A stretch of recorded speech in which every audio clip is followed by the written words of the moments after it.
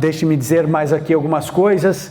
Esses dias, uma semana, duas atrás, o Zé Vomero, ele pegou e me disse uma coisa, falou assim: Ivan, por que você não faz um vídeo só falando sobre hipnose? Eu falei: por que não? Porque está na moda esse negócio aí, fala sobre hipnose. Eu fiz um vídeo sobre hipnose, né? E o vídeo lá no YouTube, foi lá para as alturas, né? Mas sabe o que aconteceu? Eu não sabia, mas os hipnólogos, eles são assim altamente unidos. E eles fizeram uma turma para descer a lenha em mim, lá no YouTube. E aí e é lógico que foi orquestrado, porque num período de 1 hora tinha 50 comentários me detonando, né? E aí você pode imaginar, alguns mais educados, outros nem tanto, né? Alguns não conseguem formular uma frase sem um palavrão no meio, não sei o que acontece, né? Mas é impressionante, porque, lógico, no Brasil 90% das pessoas são cristãs, muitos hipnólogos advogam também o cristianismo, né? E eu peguei a Bíblia e coloquei a visão, a minha interpretação a respeito disso, que obviamente não provém de Deus. Obviamente que ninguém pode entrar na sua mente, a sua consciência é o que torna você livre.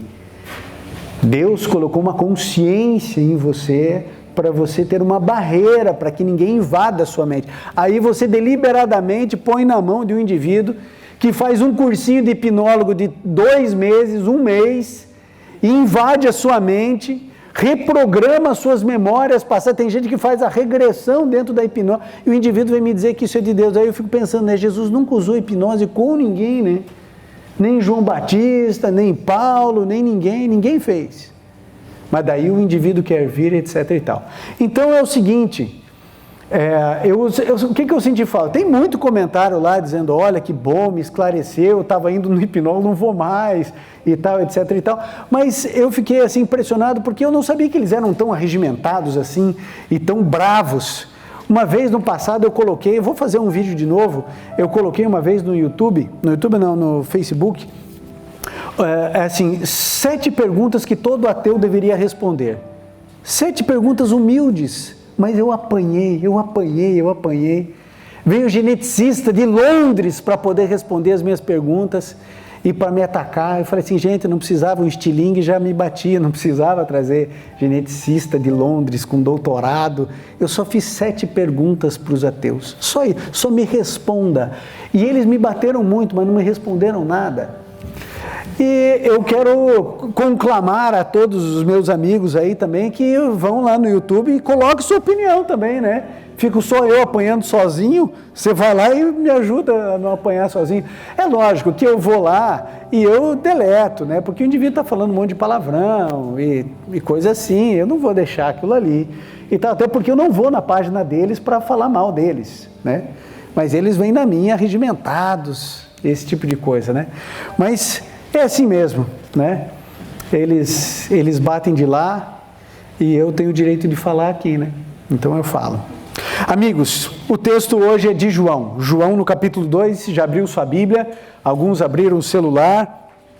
João 2, a partir do verso 1, e diz o seguinte o texto: no 3º dia houve um casamento em Caná da Galileia, tá? A mãe de Jesus estava ali.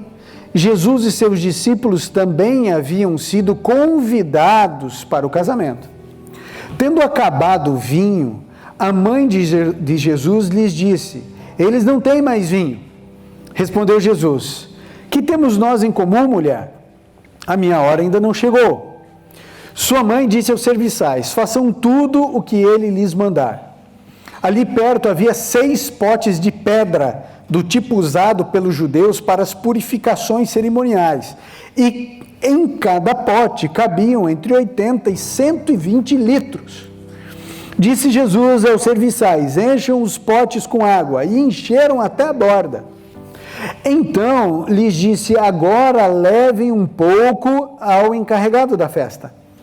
Eles assim o fizeram, e o encarregado da festa provou a água que fora transformada em vinho, sem saber de onde viera o vinho, embora o soubessem os serviçais, que haviam tirado a água. E então chamou o noivo e disse: todos servem primeiro o melhor vinho, e depois que os convidados já beberam bastante, o vinho inferior é servido, mas vocês guardaram o melhor até agora.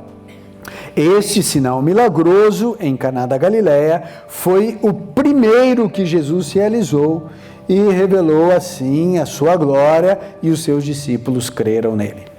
Bom, a primeira coisa que você precisa saber deste texto aqui é que Jesus não transformou água em cachaça.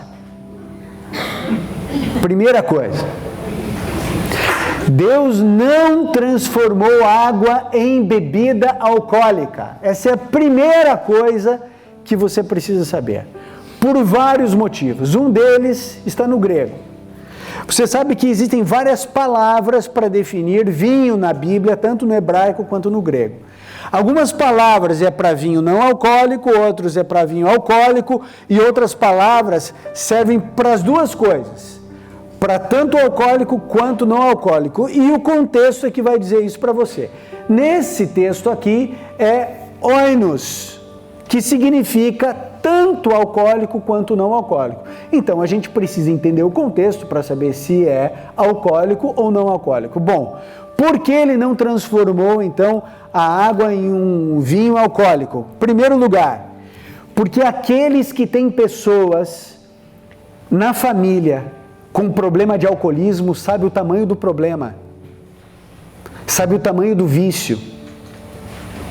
Quantas mortes já causou o uso do álcool nas estradas do mundo? Quantas pessoas morreram de cirrose por causa do álcool no mundo? Quantas famílias foram destruídas por causa do álcool? Quantos assassinatos foram incendiados e motivados pelo uso do álcool? A Bíblia diz que o álcool é destruidor. A Bíblia diz que o álcool, ele é um agente de destruição. Agora, você acha que Jesus, que se auto-intitula a água da vida, ele ia pegar água e ele ia transformar em uma bebida que era alcoólica? Vamos imaginar, se for aqui vinho alcoólico, o vinho alcoólico acabou. Aí Jesus falou assim: não estão bêbados o suficiente, eu vou encher a cara da turma. E ele pega e coloca mais vinho para a turma beber. Você tem ideia de que isso é uma incompatibilidade com a figura que você encontra de Jesus?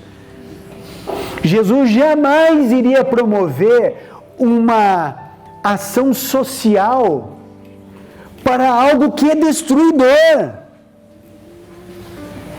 Eu me lembro que um dia um pai e uma mãe me procuraram porque o filho estava entornando todas no final de semana.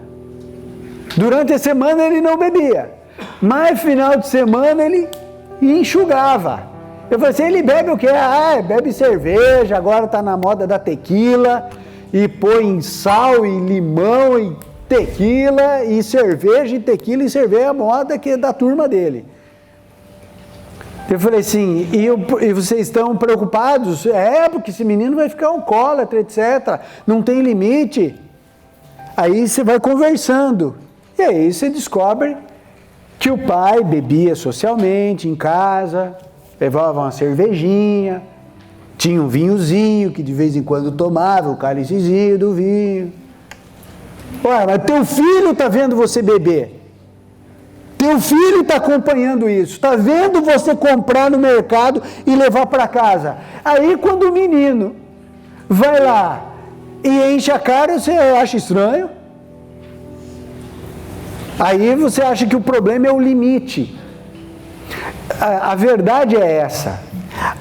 Qual que é o limite? O limite é aqui. Então a gente anda aqui, né? Mas se o limite é aqui, a gente tem que andar para cá, não lá. Jesus transformou água em suco de uva.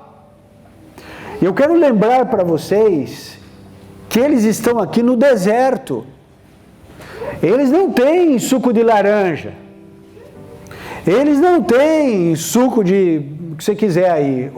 A melhor bebida que pode existir num contexto como esse é o suco de uva. E você pode imaginar também que nesse contexto aqui, eles não tinham geladeira. Ou tinham? Não tinha, né? Não tinha geladeira. Quando eles colocavam lá no vaso de barro, para preservar o frescor da água, alguns colocavam os jarros fechados em água corrente, quando tinha, para deixar mais fresquinho ainda. Agora, você imagine que o indivíduo que não tem bebida gaseificada na época, o indivíduo não tem a variedade de sucos que existem em países tropicais. A gente tem suco de tudo, suco de umbu, suco de cajá, suco de uva, suco de goiaba, tem suco de tudo que você imaginar. Cajuína, tem suco de tudo. A gente tem uma infinidade de sucos. Eles tinham água, às vezes uma bebida de tâmara, que podia ser fermentada também ou não. Mas o suco de uva era a grande sensação. Por quê? Porque festa é isso, gente. Festa tem que ter comida. Alguém já foi numa festa sem comida? É muita depressão, né? Uma festa sem comida. Já imaginou fazer uma festa de criança? Chega lá, não tem os docinhos? Não tem bolo, não tem nada. Que festa é essa? Então, uma festa sem comida. Não, festa tem que ter comida. Agora, pensa que eles não tinham um processo industrializado para fazer um monte de coisa. Então, o bolo o que era? De tâmara. Era muito difícil você ter bolos de mel, porque para ter mel tem que ter abelha, para ter abelha tem que ter flor, né? Então o doce mais comum era de tâmaras, então não tinha muita variedade gastronômica, então a bebida ela era fundamental, então não podia acabar o suco, não podia acabar isso. Podia ter bebida alcoólica em alguma festa? Claro que podia. Agora aqui acabou o suco de uva, mas não era para acabar, porque quando acaba a comida, acaba a festa. Você já viu o fim de festa, como é que é? Que é uma depressão total. Todo mundo já está indo embora, você está com aquele sacão preto, pegando os pratos descartáveis, aquele copo assim, ó, com refrigerante pela metade, você vai jogando tudo ali dentro. Aí está acabando tudo, já cortou o bolo, já não tem mais bolo, não tem mais nada. O docinho mais gostoso vai embora antes. Né? Fica só as coisas que ninguém quer. Aí alguns levam, é tão bom quando dão uns docinhos para a gente levar para casa, né? Cara, é tão bom que a gente põe lá na geladeira, no outro dia come aquilo de café da manhã, aquilo é maravilhoso, né? Muito melhor do que na época, na hora da festa. O fato é que assim, já estava fim de festa, já tinha acabado tudo, etc e tal, aparece a mãe de Jesus agora aqui na festa. E aí ela chega para Jesus e fala assim, Jesus, o suco acabou. E aí Jesus pega e fala, o que eu tenho a ver com isso? Porque é o seguinte, é claro que Maria estava pedindo um milagre, porque Jesus, ele nunca foi viticultor, ele nunca trabalhou com suco, ele era carpinteiro. Se a mãe dele chegasse e falasse assim, filho, quebrou uma perna de uma cadeira ali, você pode ajudar? Ele é carpinteiro. Ok. Não, mas ele estava falando o seguinte, olha, o vinho acabou, Jesus era pobre, ele não tinha dinheiro para comprar vinho, ia comprar onde, que jeito? É claro que ela estava pedindo ali um milagre. E aí Jesus Cristo diz assim, ó, e o que eu tenho a ver com a história? E quando ele diz assim, mulher, o que eu tenho a ver com isso? Eu quero lembrar a vocês que Jesus não está sendo grosseiro com a mãe. Porque se ele desrespeitasse a mãe, estaria quebrando o mandamento. Essa expressão aqui, mulher, é uma expressão bíblica que é reportada apenas a rainhas. Na cruz, Jesus usa a mesma expressão, mulher, aí está o teu filho, referindo-se a João.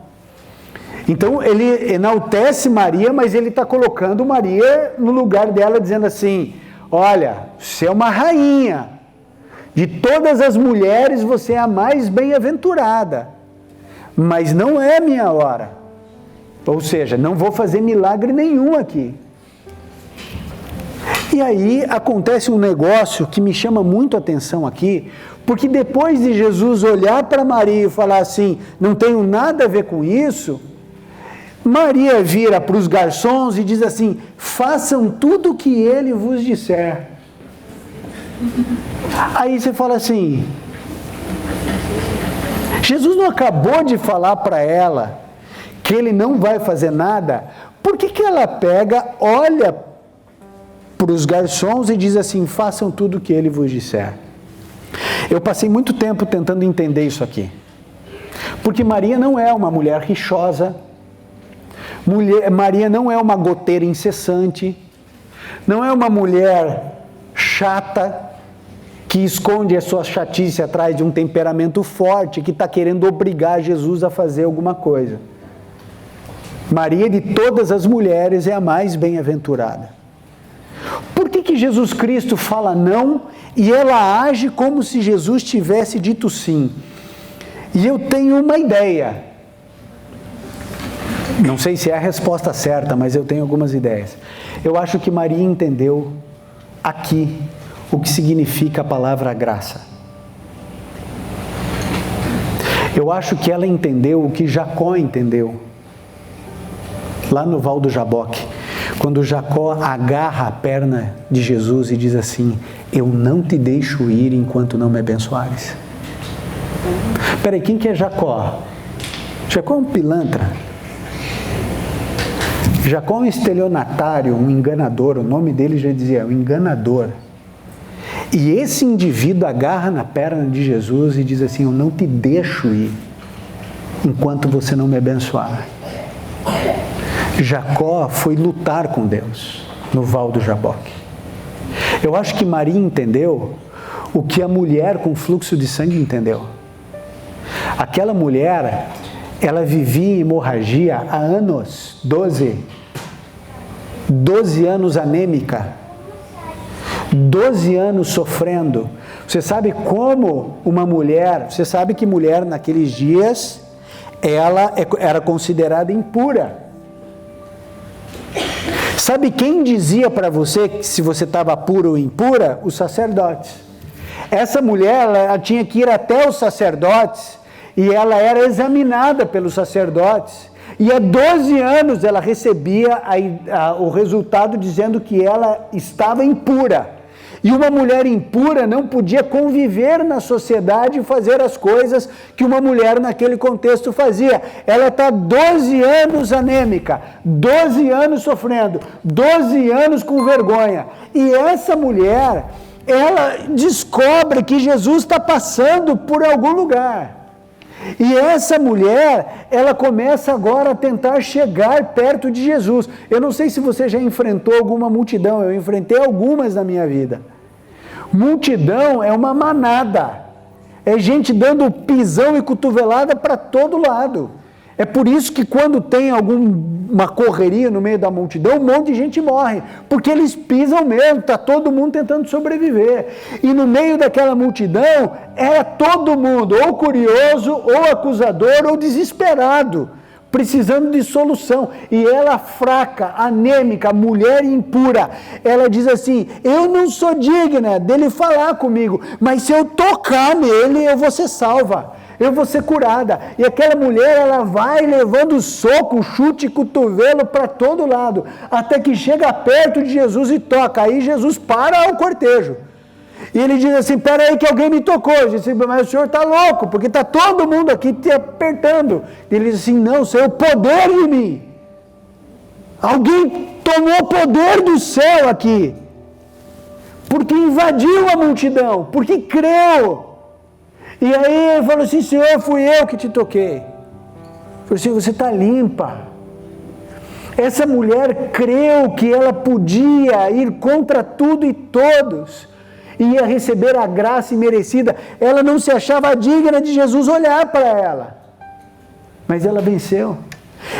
Maria entendeu o que a mulher sírio-fenícia entendeu. Aquela mulher chega para Jesus e pede ajuda pela filha, e Jesus fala assim: por acaso um pai de família deixa de dar comida para os filhos e dá comida para cachorro? Foi o que Jesus disse para a mulher.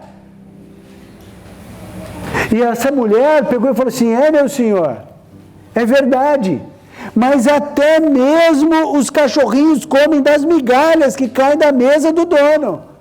E ele disse: em todo Israel, em toda essa gente aqui, ó, filho de Abraão, Isaac e Jacó, eu nunca vi fé como a dessa mulher, que era pagã.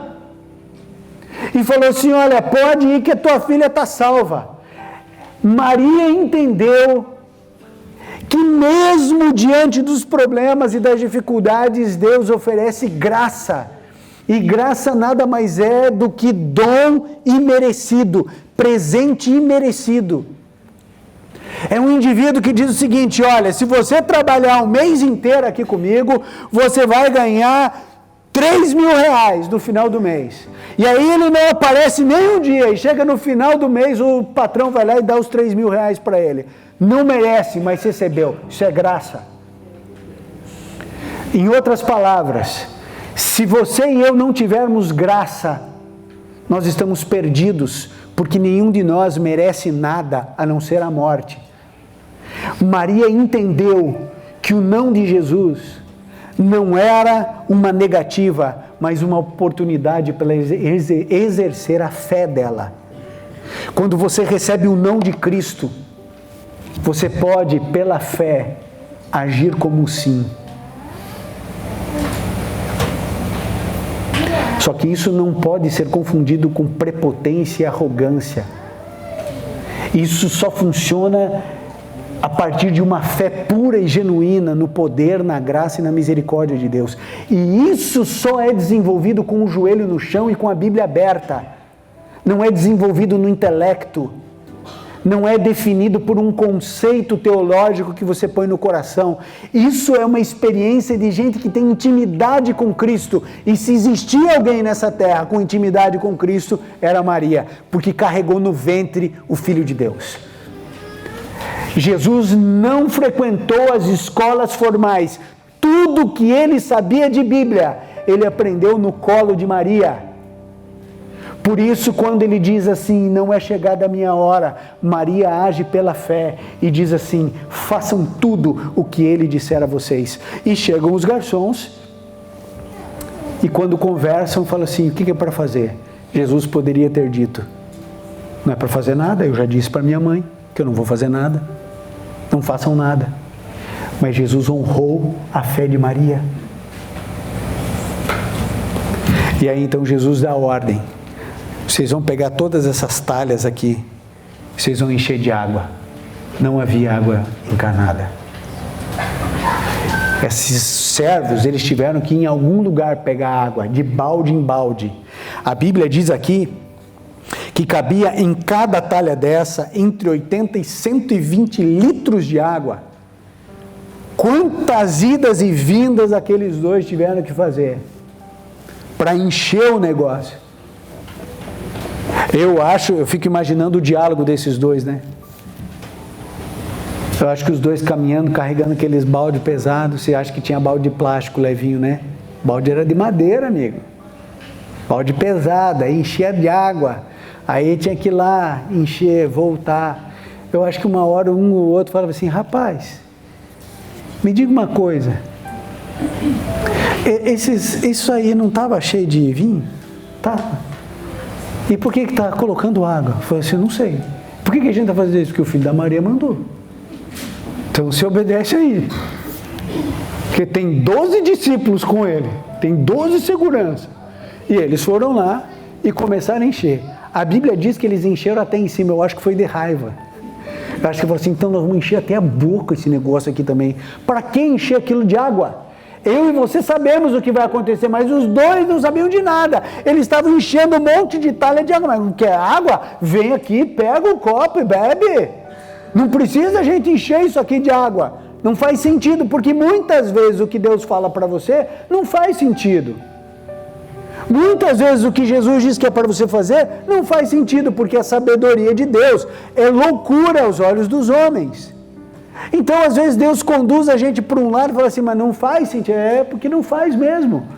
Porque a nossa lógica, a nossa razão é muitas vezes inferior à lógica de Deus. Então, é uma prepotência, né? Falar que está errado, que não faz sentido. É como uma criança de 5 anos entrar com você no carro e você começa a se preparar para dirigir. E a criança não entende e ela fala assim: não faz sentido o que ele está fazendo. Olha lá como é que ele está. Ele tinha que estar dirigindo aqui dentro, mas ele está com o capô aberto lá do lado de fora. Por que que ele está lá? Se dirige aqui dentro. Não faz sentido ele estar lá, mas que a criança não sabe que lá tem um motor, que está, sei lá, o cabo desconectou, que está tendo um problema, que ele está ouvindo um barulho. Ele não entende o que está acontecendo. Só que a criança não entende, mas ela confia. Meu pai, ele sabe o que está fazendo. Se ele está lá é porque algum motivo tem. E a gente que não é criança, a gente não entende o que Deus está fazendo, diz assim, mas peraí, Jesus não era para estar no volante? Peraí que eu vou para o volante, porque ele não está sabendo dirigir a minha vida. Então vou eu comandar. E aí a gente se lasca. Os nossos planos são frustrados. Por quê? Porque a gente acha que Deus não dá conta da nossa vida. A gente acha que Deus esqueceu que a gente tem conta para pagar. A gente acha que Deus se esqueceu que a gente precisa ser feliz para viver. Aí eu estou infeliz, aí eu falo assim, Deus não funciona mesmo, porque eu preciso ser feliz, eu não sou feliz. Então Deus não está dando conta de resolver a minha vida. Não fazia sentido encher aquele negócio de água, mas eles encheram, eles obedeceram, sem entender. Mas eles obedeceram. Aí Jesus pegou e transformou a água em vinho. Eu não sei se ele fez assim, uó, né? Ou se ele nem fez nada, né? Ou se ele simplesmente, eu não sei se à medida que cada balde ia virando vinho, ou se só virou vinho depois, eu não sei. Eu sei que em algum momento da história, água virou suco de uva. E aí, próxima ordem. Eu acho que os dois chegaram ali semi-mortos, né? E agora, Jesus, o que é para fazer? Falei assim, agora vocês pegam aí um punhado disso aí, vocês levam lá para o mestre de cerimônias, para quem está coordenando a festa. E aí eles pegaram um tanto daquilo ali, que na cabeça deles era água. Falei assim, será que o mestre de cerimônias está com sede, que é para levar água? Chegaram lá os dois indo no meio do caminho, um olha para o outro e falou assim, rapaz, o mestre de cerimônias não pediu nada. Falei assim, o que a gente diz? Fala que o filho da Maria que mandou para ele. Então, tá bom. Chegou e falou assim, o filho da Maria pediu para você, falou que era para dar isso aqui para você. Aí o indivíduo pegou e tomou. Quando ele tomou, ele falou assim, peraí, eu nunca bebi um vinho como esse na minha vida. Porque, é claro, o autor da uva fez o suco. Como que? Não, a Super Bowl não dava para saída. Não podia, você pode pegar a uva que você quiser. O autor da uva, imagine que aquele suco, ele não teve a origem na uva. O autor da uva fez um suco que nunca mais ninguém bebeu. E aí quando aquele homem acostumado a festas, mestre de cerimônia, quando ele bebe, ele fica não entendeu os sentidos dele. Foram para outra dimensão. E ele falou assim, chama o noivo, porque chama o noivo. E quando chega o noivo, falou assim, o que aconteceu? Todo mundo põe o vinho melhor no começo da festa e depois o inferior. Mas você colocou esse vinho aqui. Aí eu pergunto para você, foi bom ou foi ruim o vinho ter acabado? Foi bom ou ruim? Bom ou ruim? Bom? Se o vinho não tivesse acabado, o milagre não teria acontecido, ninguém teria bebido aquele vinho, diferente de tudo que eles já beberam. Aí eu pergunto, você sabe que o vinho, o suco de uva, representa a alegria da festa. Agora, foi bom ou foi ruim o vinho ter acabado? Foi bom. Então por que você está desesperado quando a alegria vai embora da tua vida? Porque ninguém aqui é alegria a vida inteira, é? Tem alguém aqui que nasceu rindo? Nem chorou? Nem quando nasceu. Está rindo até agora. Essa alegria o dia inteiro. Acorda alegre, dorme alegre, come alegre. É assim? Não. Alegria vem, alegria vai. Alegria dura, alegria desaba. Alegria está mais, outro dia está menor. Agora, por que a gente se desespera quando a alegria vai embora? Porque isso é da alegria que acontecem os milagres. Todo milagre da Bíblia começa com um problema. Não existe milagre sem problema. Se a notícia é boa ou ruim, só o tempo vai dizer para você e para mim. É uma história que eu gosto muito, que eu já contei por aí, que é a história de um reino distante. Eu adoro histórias de reino distante, porque o reino distante você pode falar o que você quiser, Luciano. Você fala o que você quiser, que é um reino distante, ninguém sabe onde é que fica e que época foi. Então, eu gosto de reino distante. Então, num reino distante,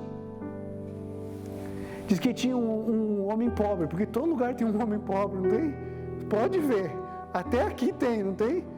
Não aqui entre nós, mas sempre tem um homem pobre. E diz que tinha um homem que era dono de uma fazendinha, muito pobre. E aí diz que ele tinha um cavalinho que era um pangaré. Sabe aqueles cavalinhos que os pelos estão caindo, os dentes tudo amarelo? Era assim o cavalinho dele, e o cavalinho foi embora, fugiu.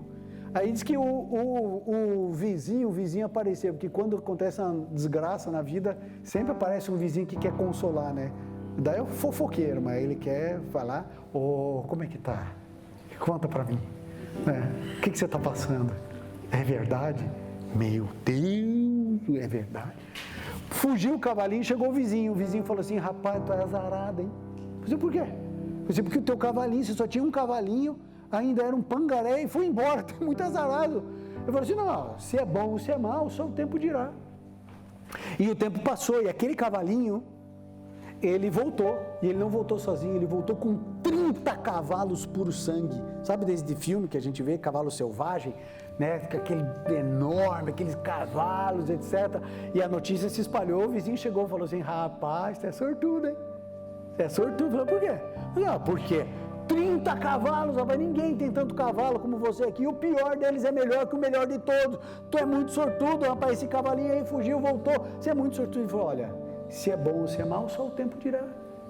E o tempo passou, e o filho do fazendeiro estava domando os cavalos selvagens, e um dia levou uma rodada de cavalo, o cavalo caiu em cima dele, quebrou a perna, o vizinho chegou e falou assim, rapaz, tu é azarado, hein? Tu é azarado, porque olha, colheita está aí, você só tem um filho para te ajudar, com perna quebrada, você vai perder esse negócio aí todo, isso aí para recuperar bem vai uns 6 meses, pelo menos bem recuperado, assim, uns 6 meses vai. Falei assim, olha, se é bom ou se é mal, só o tempo dirá. E o tempo passou, e aquele reino entrou em guerra, e levaram todos os jovens para a guerra, menos o filho do fazendeiro, que estava com a perna quebrada, e o vizinho chegou e falou assim, rapaz, tu é sortudo, hein? Por quê? Eu falei, por quê? Todos os filhos lá na guerra para morrer, e o teu está aqui em casa, você é sortudo. Eu falei assim, olha, se é bom ou se é mal, só o tempo dirá. Então, essa historinha do reino distante diz o que para você e para mim? Quando você tem uma notícia boa, muito boa, calma lá, se é bom ou se é mal, só o tempo dirá. Às vezes aquilo que é muito bom se torna uma desgraça. E às vezes a pior notícia que você pode ter pode se tornar a melhor coisa da tua vida. A melhor coisa da tua vida pode acontecer do pior problema que você enfrenta. Se é bom ou se é mal, só o tempo dirá. Foi bom ou foi ruim ter o vinho acabado? A hora que acabou, eu fico imaginando os noivos ali dizendo, e agora? A gente não sabe por que acabou o vinho. Porque veio penetras ali, né? O indivíduo que não devia estar lá e estava lá, eles não tinham dinheiro, era o máximo que eles podiam comprar de vinho, era porque eles fizeram uma estimativa de tantos copos de suco por pessoa e erraram na conta. A gente não sabe por que acabou o vinho, mas acabou. E aí acabou o vinho, acabou a festa, acabou tudo. Problema. Mas que bom que aconteceu o problema. Se não tivesse acabado o vinho, eu estaria pregando outra coisa, porque essa história nem estaria na Bíblia. Pois esse casamento entrou na história bíblica por causa de um problema, porque o vinho acabou. O vinho tem acabado na sua vida? A alegria foi embora? Você tem acumulado mais frustrações do que alegrias? Essa é a experiência da maior parte das pessoas no planeta. No planeta. Você não está sozinho nessa. Você não está sozinha nessa. Todas as famílias aqui representadas têm problemas. Todas. Cada um de nós. Agora, se eu procuro Jesus, como Maria procurou, e pela fé invadiu a eternidade e trouxe a eternidade para a festa, aí as coisas andam na nossa vida. Agora, se você escolhe resolver o problema por você mesmo, sabe o que ia ter acontecido? A festa teria acabado. Porque a gente não tem como solucionar isso. Todo esse sermão, quando eu fiz, eu tentei responder uma pergunta.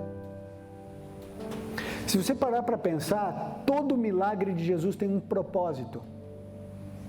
A pessoa não anda é para andar, o outro não enxerga é para ver. Todo milagre tem um propósito, a pessoa morreu, é para viver. Agora, qual que é o objetivo de Jesus no primeiro milagre dele? Transformar água em suco.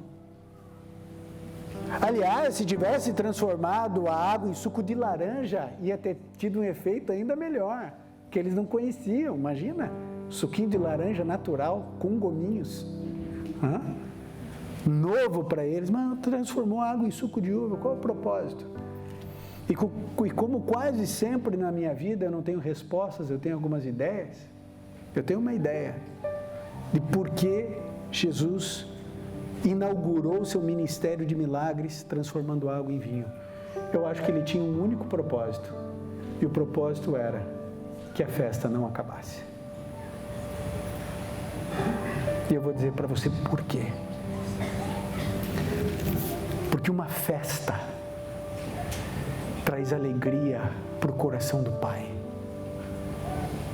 Porque festa é um momento de alegria, de felicidade, de bem-estar.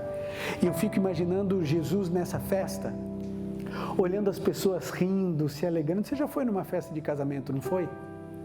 Às vezes a gente está em casa mal-humorado, brigou com o esposo, com o marido, aquele negócio, e aí a gente está cheio de problema, mas a gente vai na festa do casamento e fala assim, não, eu vou parar de pensar nesses problemas porque eu não vou estragar a felicidade dos outros. Já pensou assim, né?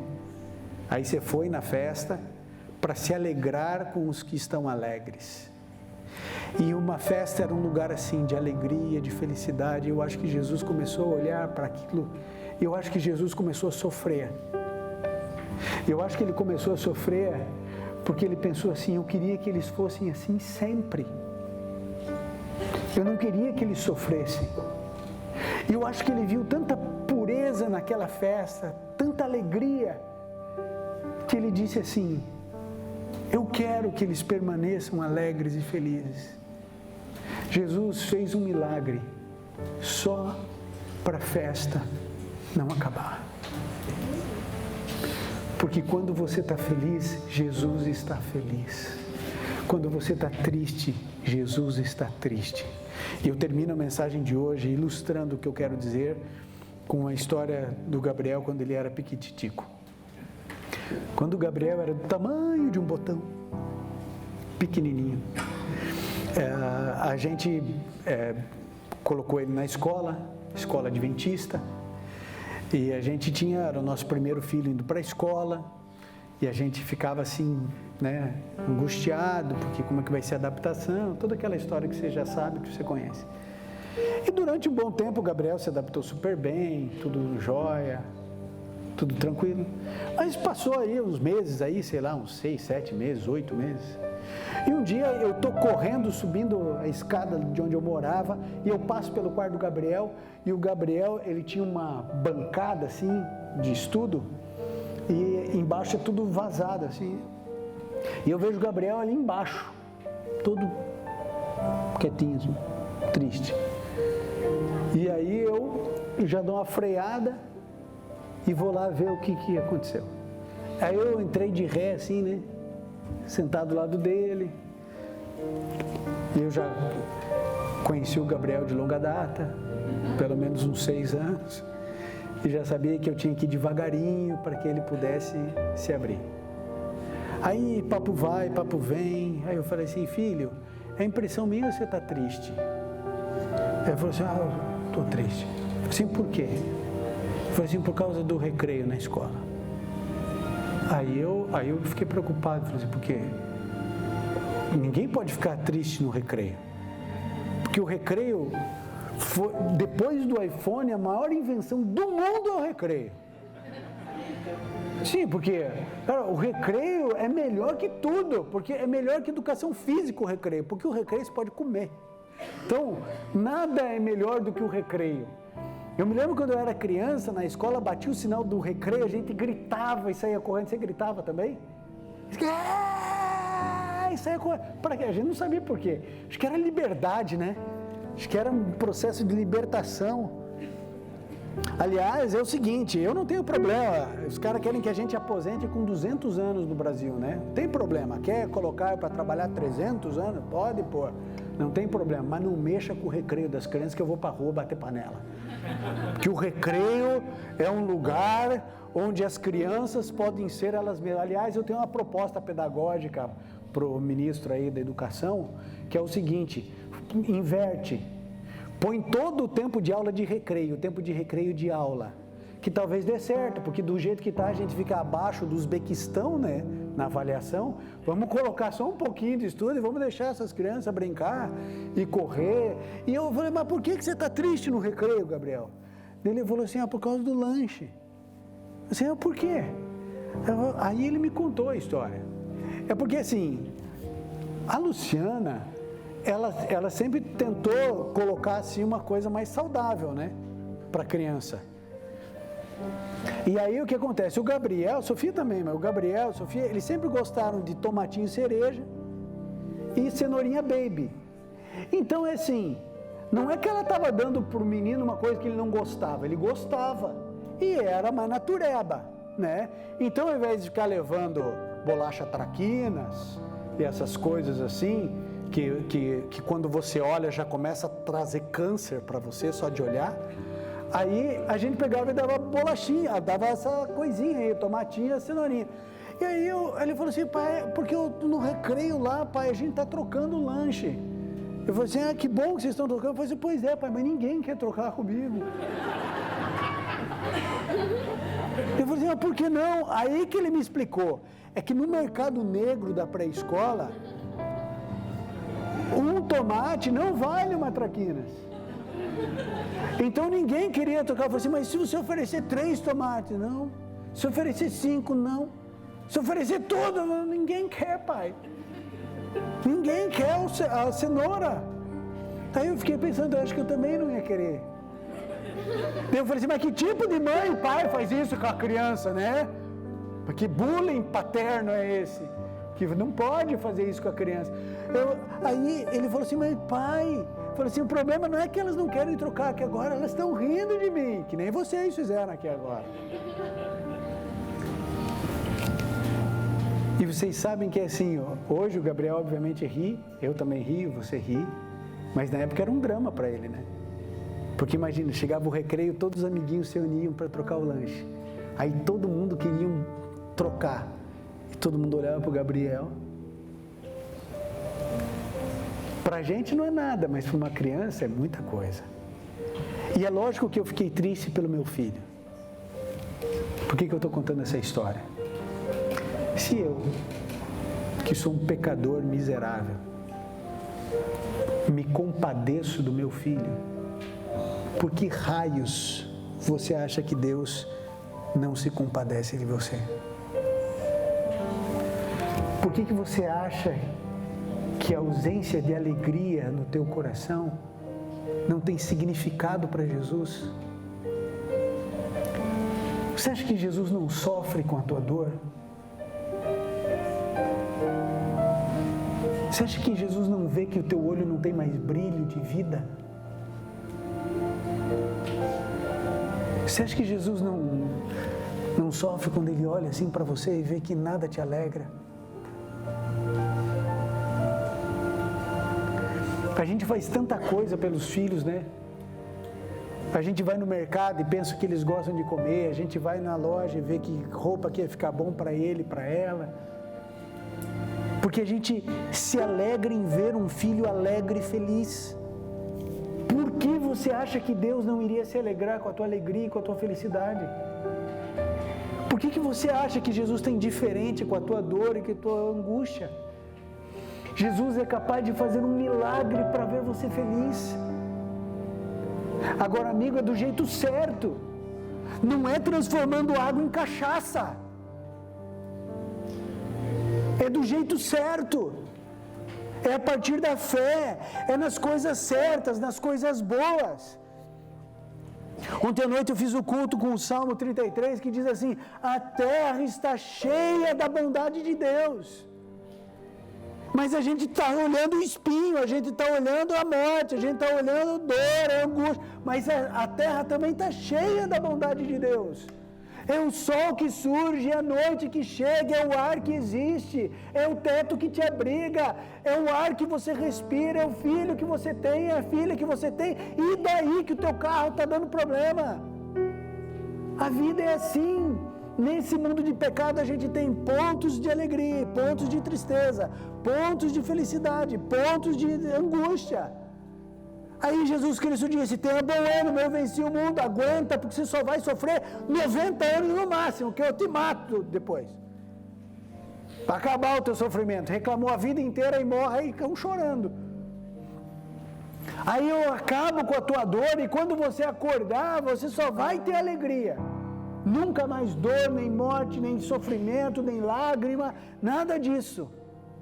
Mas Jesus está dizendo assim: eu me importo com a tua alegria, eu me importo com a tua felicidade, eu quero que o teu lar esteja bem.